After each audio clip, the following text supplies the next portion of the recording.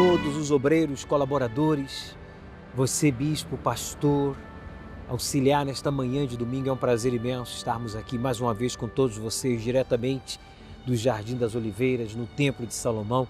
Quero fazer uma oração por todos vocês. Senhor Espírito Santo, abra o nosso entendimento para que a nossa meditação venha produzir fé, como também temor, gratidão, devoção no nosso serviço a Ti, pois o Senhor espera de nós o perfeito, o sacrifício perfeito, que sejamos o próprio sacrifício. Se você sente uma dor, um mal-estar, coloque a mão, se possível, sobre a dor, o mal-estar. Se você está cansado, irritado, preocupado, desanimada, coloque as mãos sobre a sua cabeça, porque agora, através da minha voz, em o nome de Jesus, tire as mãos e diga: saia todo mal. Receba força, receba saúde, receba paz, disposição para absorver o Espírito de Deus por meio desta meditação. E você que crê, diga amém. Graças a Deus. Dando continuidade então ao capítulo 4, no versículo 17, primeira epístola de Pedro, capítulo 4, versículo 17, porque já é tempo que comece o julgamento pela casa de Deus, e se primeiro começa por nós, qual será o fim daqueles que são desobedientes ao Evangelho de Deus? É a afirmação e a pergunta. Assim como Deus nos dá a primazia, o privilégio de conhecê-lo, de servi-lo, de saber qual é a sua vontade e de fazermos a escolha de agradá-lo e não a nós mesmos ou a quem quer que seja, mas a Ele em primeiro lugar. Deus também nos deixa consciente por meio desta palavra que Ele vai cobrar, vai julgar, vai demandar de mim, de você, santidade, fé, devoção, coragem, gratidão, amor, humildade para colocar em prática o que Ele nos tem revelado através da sua palavra, através inclusive dos acontecimentos aí na sua igreja de bairro, não para você julgar os outros ou se sentir melhor ou inferior aos outros, mas para que você e eu venhamos servi-lo mais e melhor. Então ele faz essa pergunta respondendo e afirmando: olha, se o julgamento de Deus começa na sua casa, Deus não é injusto, Deus não vai poder cobrar do ímpio, do incrédulo, do ignorante, né, a fidelidade, o fervor, a gratidão, a humildade, a obediência, a fé, mas Deus vai cobrar isso de mim e de você que estamos na sua casa, ouvindo a sua palavra, tendo bons e maus exemplos para que a gente siga os bons e evite os maus. Mas ele também conclui este versículo dizendo: qual será o fim daqueles que são desobedientes ao Evangelho de Deus? Tem pessoas que são desobedientes, se fazem desobedientes. E sabe, uma coisa é você desobedecer por ignorância, como foi o meu caso e o seu caso. Mas quando a gente tomou conhecimento da verdade e aceitamos a verdade e abandonamos o erro, a desobediência, abandonamos o pecado, então há perdão e salvação.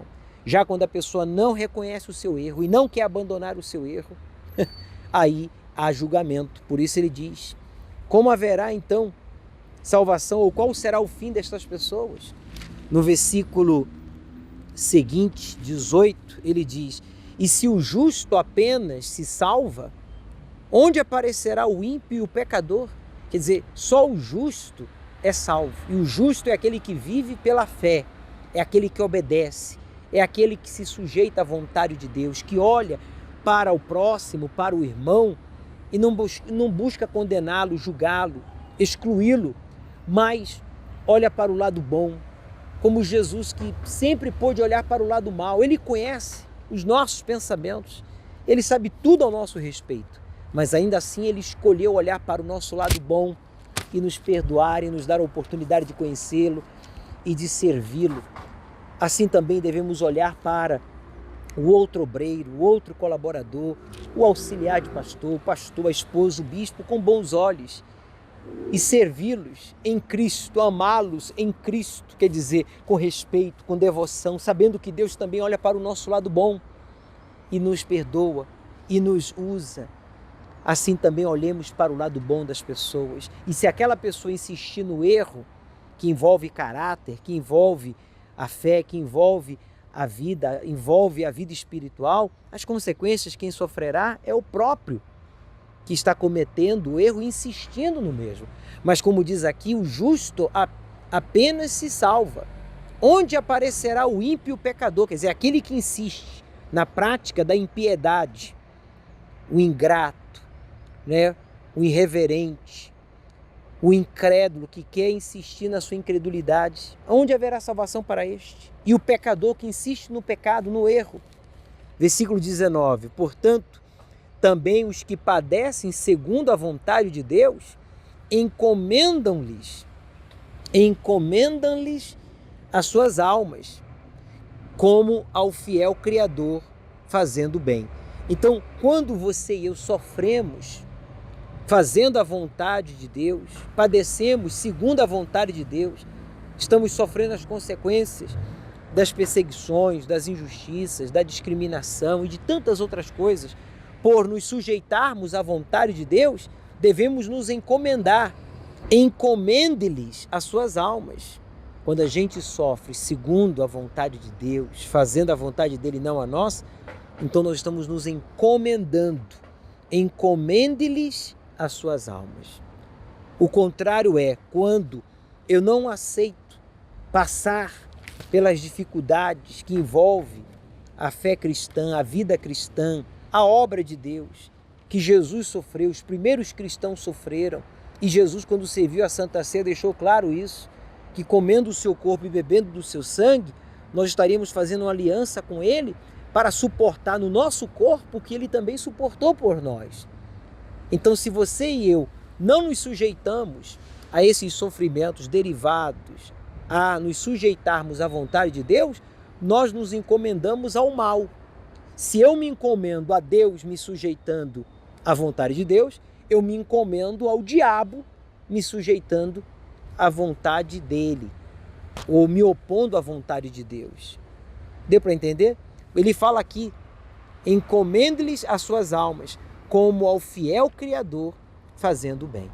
Então, quando a gente faz o bem, faz, não é pensar ou falar, faz, pratica o que Deus nos revelou, nos ensinou, nós estamos fazendo o bem, estamos sendo encomendados ao fiel Criador, que é Deus, e que fará a justiça e fará o que nós não podemos, que é salvar a nossa alma.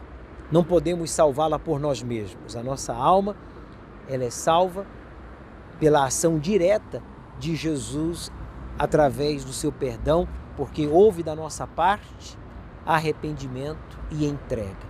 Pense nisso, obreiro, colaborador.